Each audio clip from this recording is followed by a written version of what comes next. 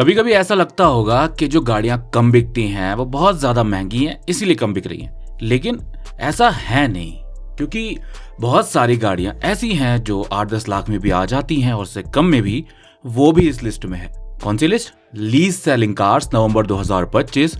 आप देख रहे हैं ओके कार 24/7 यूट्यूब चैनल पर।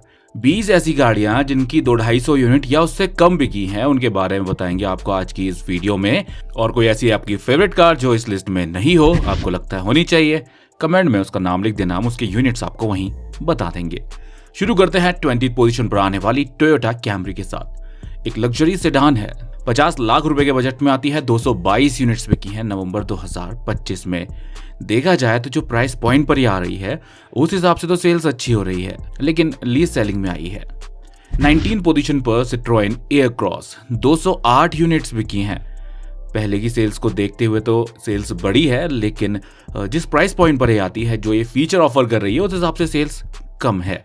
हालांकि सिट्रोएन एयरक्रॉस ग्लोबल मार्केट में काफी अमेजिंग लुक्स में आती है और इंडिया में इसकी ओल्ड जनरेशन या ओल्ड वाला लुक ही बिक रहा है, उसको अपडेट करने की अभी जरूरत है। 18 पोजीशन पर स्कोडा कोडियक, 153 यूनिट्स बिके हैं नवंबर में। स्कोडा कोडियक प्रीमियम सेगमेंट की एसयूवी है। रोड प्रेजेंस शानदार है और काफी बड़ी लगती है। रोड प्रेजेंस में ये रोड पर देखने के बाद ये काफी बड़ी लगती है। एक स्पेशियस 7 सीटर एसयूवी है स्कोडा की तरफ से प्रीमियम सेगमेंट में। 17 पोजीशन पर एमजी एस्टर, 149 यूनिट बिके हैं। 10 से 17 लाख रुपए के बजट में आने वाली इस एसयूवी की सेल्स जो है वो बैक टू बैक घट रही है।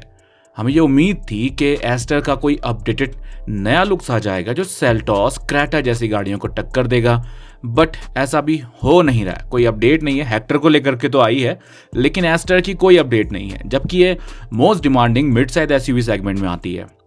16 पोजीशन पर बसाल्ट, 139 यूनिट्स बिके हैं स्कूपे एसयूवी के। अब एसयूवी सेगमेंट जिसकी इतनी डिमांड हो, उसके बावजूद भी इन एसयूवीज की सेल्स बहुत कम हो रही हो, तो इसके पीछे ब्रांड को सोचना चाहिए कि उनको कुछ अपडेट्स देने की ज़रूरत है, क्योंकि बसाल्ट कूपे लुक में आ रही है, कूपे में कर्व भी आती है, उसकी भी कोई ऐसी खास सेल्स नहीं होती, लेकिन ओवरऑल तो इससे अच्छी सेल्स होती है।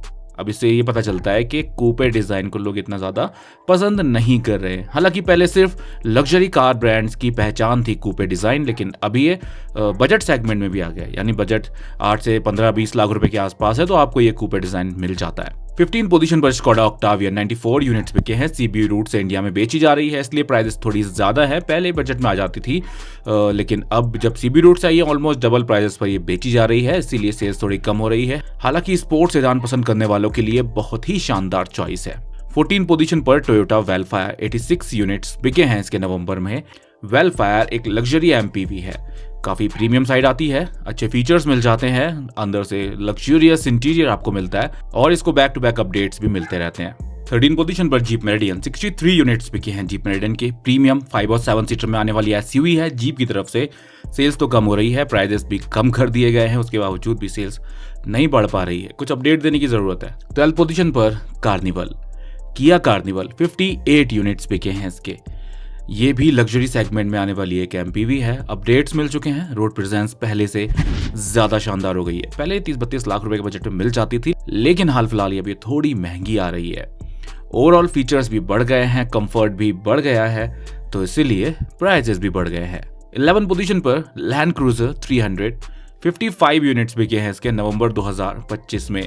इसको शामिल करना इसलिए भी जरूरी था कि पता चले कि लैंड क्रूजर भी इंडिया में अभी बिक रही है। लैंड क्रूजर लग्जरी सेगमेंट की एसयूवी है और प्राइस पॉइंट भी वही है इसका, और प्रीमियमनेस तो मिलती ही है, सेफ्टी भी मिल जाती है।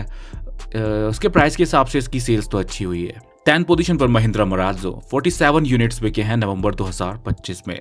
मराज़ो बजट सेगमेंट की एमपीवी है, 47 यूनिट्स बिके हैं, 10 पोजीशन पर आई है। महिंद्रा इस पर अभी ध्यान नहीं दे रहा है, एसयूवीज अच्छा बिक रही हैं। महिंद्रा को दूसरा सबसे ज्यादा बिकने वाला ब्रांड बना चुका है, कभी कभी थर्ड पे भी आ रहा है। 9 पोजीशन पर टीगुआन, 38 यूनिट्स बिके हैं नवंबर 2025 में। ये भी प्रीमियम सेगमेंट की गाड़ी है और इस सेगमेंट की जो कार्स होती हैं उनकी सेल्स नॉर्मली कम ही रहती है और सभी इसमें जगह बनाती हैं, जैसे टूसॉन हो गई, कोडियक हो गई और जीप की मेरिडियन हो गई। ये सेगमेंट की गाड़ियों की सेल्स कम होती है, लेकिन प्रीमियमनेस और लग्जरी काफी अच्छी मिलती है। 8 पोजीशन पर आयोनिक 5, 24 यूनिट्स बिके हैं। Hyundai की तरफ से आने वाली एक इलेक्ट्रिक एसयूवी है, स्पेशियस है और कहीं ना कहीं देखा जाए तो एक्सपेंसिव भी है।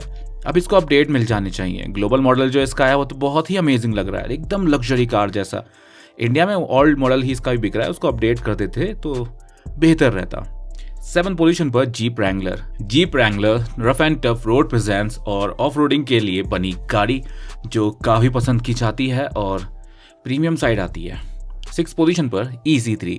16 यूनिट्स बिके हैं EC3 के। इलेक्ट्रिक गाड़ी है सिट्रोएन की तरफ से और इसकी एक अपडेटेड मॉडल की टेस्टिंग चल रही है। ग्लोबल मार्केट में वही लुक आता है और इंडिया में मिलने के काफ़ी स्ट्रॉन्ग चांसेस हैं। तब इसकी सेल 16 से 1600 भी हो सकती है क्योंकि वो लुक अमेजिंग है, इंटीरियर प्रीमियम है और जल्दी लॉन्च कर दे तो ज़्यादा अच्छा रहेगा क्योंकि बजट सेगमेंट में पंच ईवी आती है जो बहुत अच्छा बिकती है इस सेगमेंट में। और भी अभी अलग अलग कार्स हैं, एक्स्ट्रा के ईवी वर्जन पर काम चल रहा है, हो सकता है वो भी लॉन्च कर दें तो इतनी फिर सेल्स में कंपटीशन आ जाएगा। अभी पहले करते हैं ये तो सेल्स बहुत बढ़ेगी। 5th पोजीशन पर ग्रैंड चिरोकी। 14 यूनिट्स बिके हैं इसके नवंबर 2025 में। लग्जरी सेगमेंट में आने वाली ये एसयूवी है।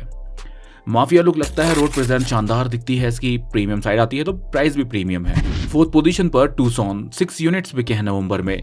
टूसॉन की सेल्स डे बाय डे घटती जा रही है। हम उम्मीद कर रहे थे कि इसको कुछ बड़े अपडेट्स मिलेंगे। अभी जैसे सेल्टॉस का लुक आता है, उसका सेरेंटो वर्जन आता है एक प्रीमियम साइड, ये टूसॉन है, इसको भी ऐसे ही अपडेट मिल जाते तो अच्छा रहता क्योंकि प्रीमियम सेगमेंट में इतना ज़्यादा कंपटीशन तो नहीं है, फिर भी सेल्स इतनी कम तो ये डिजर्व नहीं करती।